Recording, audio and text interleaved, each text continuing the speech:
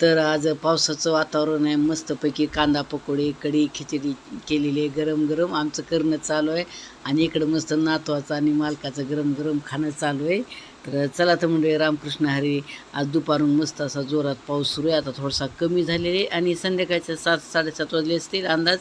आता अंधार पडायला आणि आभाळ पण खूप आलेले. आणि मंडळी नाही का 3-4 दिवस झालं आमच्याकडं असं भयंकर उन्हाळ्यासारखं ऊन होतं.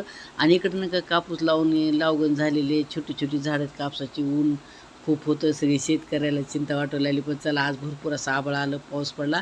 आणि अशातच परभणीला गेलेलं होतं सामान आणायला, तेवढ्यात ते सामान पण घेऊन आलं. तर चला म्हणलं घरात आता काय सामान आणले तोपर्यंत हे आपण सोडून ठेवू. आणि सुनबाईला म्हणलं आपण आज मस्त कांदा पकोडे, खिचडी, कढी करू म्हणलं होतं.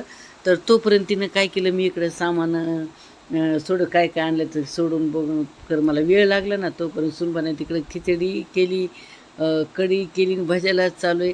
बरं नाही का म्हणजे त्याचा व्हिडिओच घ्यायचा राहून गेला, कारण तिनं तोपर्यंत केलं. तर ती शूटच केलं नाही. मी इकडं सामान ठेवण्याच्या नादात होती तोपर्यंत. तर इकडं पोरांनी आता सामान थोडंसं संपलं होतं घरातलं. मखाना, काजू, बदाम, अंजीर असं म्हणजे सगळं काय. आणि हे खडीसाखर पण भरपूर आणलेले, आणि ओली पेंडखुचे 2 डबे आणलेले आहेत. तर नाही का पोरगं सध्या डाएटवर आहे, त्याच्यामुळं त्याच्या डाएटचं सामान काही हे काही नातवाला सगळ्यांसाठीच हे आणलेले. तर हे सामान आणलं. चला म्हणलं मी सामान टोपल्यात एक काढलं आणि इकडं बाजू.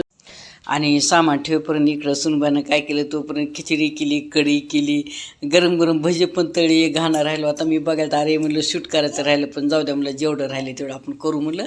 तर एक घाणा भज्याचा राहिला होता. मग म्हणलं चलतो म्हणलं मालकाला आणि नातवाला जेवायचं होतं. गरम गरम भजे खिचडी वाढ म्हणलं, मी राहिलेले एक घाणा तळते म्हणलं.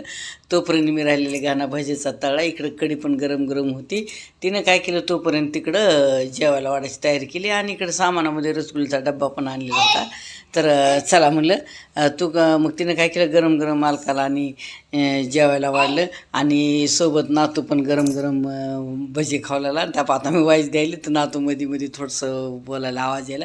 त्यामुळे गरम गरम भजी तोडून खावला. चला तर मग लगेच मालका जेवण झाली, लगेच आम्ही दोघीनं पण जेवायला घेतलं. गरम गरम खिचडी भजे, मस्त पावसाच्या वातावरणात छान असा आनंद घेतला आम्ही. आणि मस्त कांदा पकोडे म्हणा, भजे म्हणा. तर चला तर मंडळी, आजचा छोटासा ब्लॉग आवडला का, तुम्हाला आवडला असेल तर जरूर कमेंट करा. तुम्ही पण अशा पावसाच्या वातावरणात मस्त कांदे भजे, पकोडे, खिचडी खा बघा, किती भारी आनंद वाटतो आणि छान वाटतं असं. तर चला तर मस्तपैकी आम्ही पण गरम गरम भजी घेतले वाढून आणि जेवण केले आम्ही पण. चला तर आजचा छोटासा ब्लॉग आवडला जरूर आमची सह्याद्री या चॅनलला कमेंट करून सांगा. तुम्ही जर माझ्या चॅनलला नवीन असाल तर लाईक करा, शेअर करा, न विसरता सबस्क्राईब करा. आणि इथं गव्हाच्या पापड्या पण आम्ही तळल्या होत्या खाण्यासाठी.